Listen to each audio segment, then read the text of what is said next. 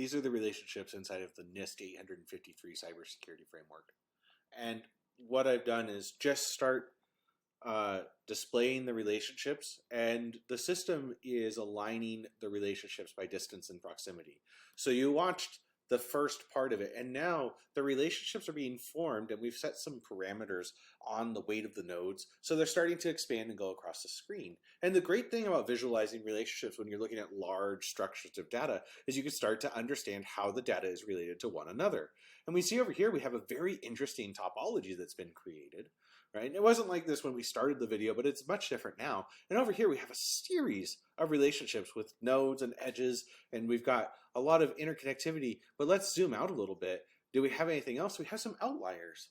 We have some star topologies, we have bus topologies, we have ring topologies over here. And when we understand and talk about nodes and data and structures and computers and flow, it's important to understand the relationships of them, because these relationships are interesting. And so is this one. This one is really interesting because, well, there's something central that's driving all of this. And over here, we probably have a lot of diversity in the nodes and the weights and the relationships. So, and let's also check out other parts. We have some other components that are outliers here too. We've got a little star. We've got some more bus topologies. Some of these bus topologies are in 2s and some are in 3s. So when we visualize data, we can start to look at patterns, and people are very good at assuming patterns and looking at patterns because we're designed to be able to think. And we see here, we've got some branches coming off. And we've got AC3. And then we see the dependencies that exist in the relationships. So what we can do now that we've visualized this data is we can just go ahead and click on a node and see what happens. We're going to take this one here, and we're going to see. We're just going to dive into it. Hold on, maybe not.